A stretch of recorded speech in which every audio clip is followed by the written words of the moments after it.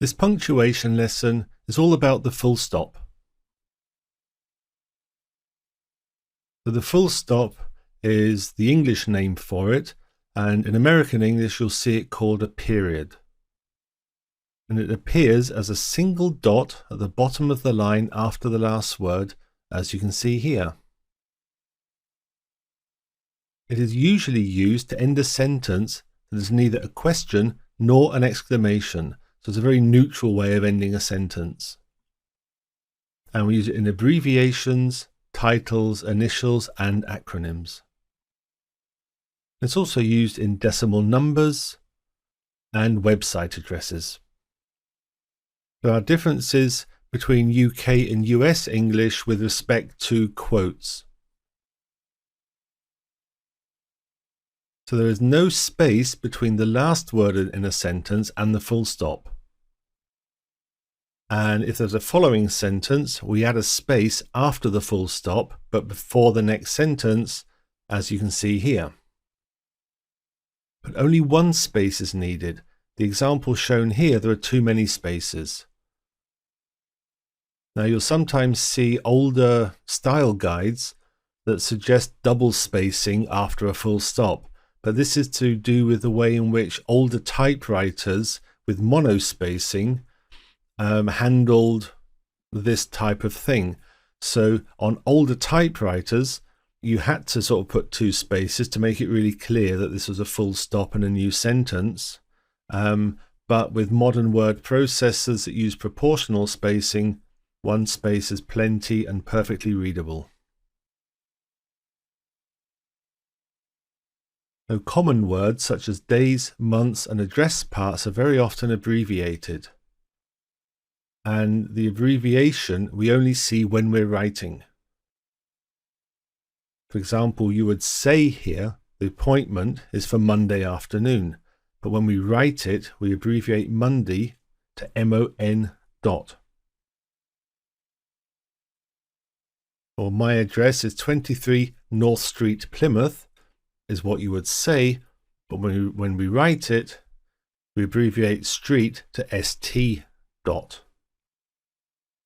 Or her birthday is on the 23rd of February. Again, in the written form, you would often abbreviate the month February to Feb dot. Or we are open between 9 AM and 6 PM. And AM and PM are the Latin words meaning ante-meridium and post-meridium, i.e. before midday and after midday. If the abbreviated word is the last word of the sentence, then a second full stop to end the sentence is not required, and this is shown in the last example.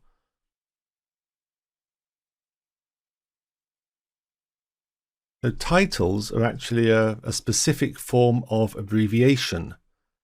So when we write Dr. dot, Mr. dot, and Mrs. dot, we are actually abbreviating Doctor, Mr. and Mistress, although we say Mrs. for the MRS version. And these abbreviations are so common that in the UK, we usually omit the full stop. But in the US, they will continue to use the full stop. It's a difference between English and American. So in the UK, we would write Dr. Brown will see you now and have no full stop after the DR for doctor. And in the US, again, we'll still say Dr. Brown will see you now, but they still, in the US English, leave a full stop after the abbreviation of doctor.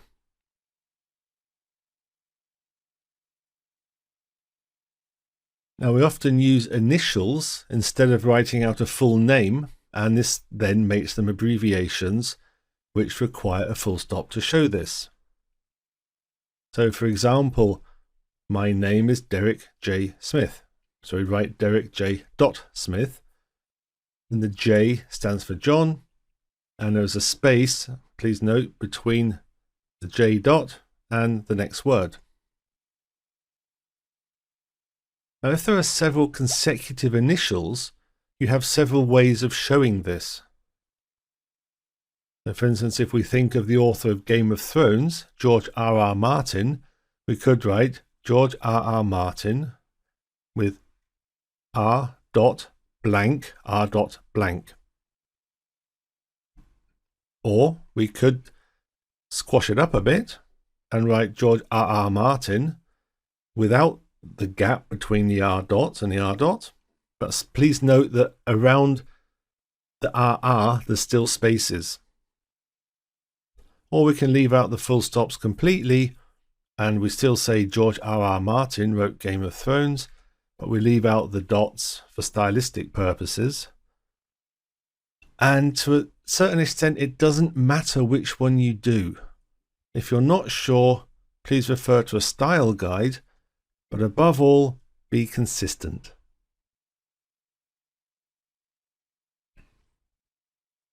So acronyms are another form of abbreviation in which we use the first word of a phrase and we speak it as a separate word. I'll show you what we mean here. So most acronyms are written in uppercase without the full stops. But some acronyms are so common that we write them in lowercase as if it was a normal word. And so we talk about NASA. We write NASA just as it is. So we'd say NASA is sending a new probe to outer space.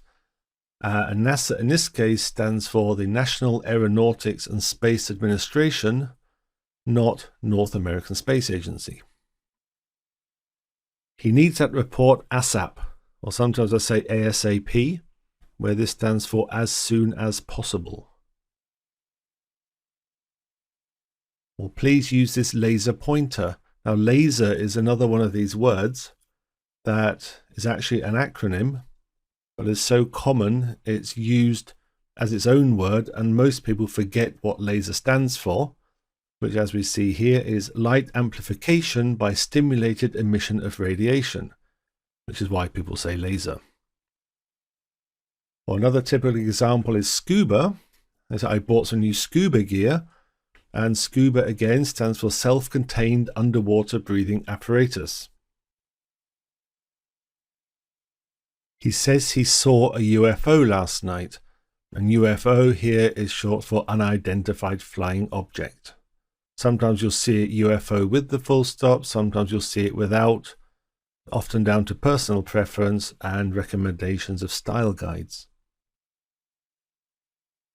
Use a full stop to separate the whole number from the decimal part of decimal numbers. But we don't call it a full stop though. Here we say point, and please note it's point and not dot. We'll see examples. So 1.534 plus 3.212 equals 4.746. And if you don't believe me, please check it. With currency figures, again, they are decimal numbers, but the difference here is that we know there's only two decimal places. So we wouldn't say $37.23, we'd say $37.23. And we can abbreviate this even further because if it's dollars as the whole number, it's going to be cents as the decimal part. So we would just say 37.23. Or if we take pounds, it's going to be pounds and pence. So we say that will be £167.48. And if it's clear that we're, for instance, in England and it's pounds, we can even leave the pounds away and just say that will be 167.48, please. We also use a full stop to separate the various parts of a website address. And in contrast to decimal numbers, here we do say dot, we don't say point. So here we would say www.microsoft.com or www.amazon.co.uk, or just a straight IP address 192.168.1.1. And even in emails, addresses, we still use the same format, johndoe@email.net.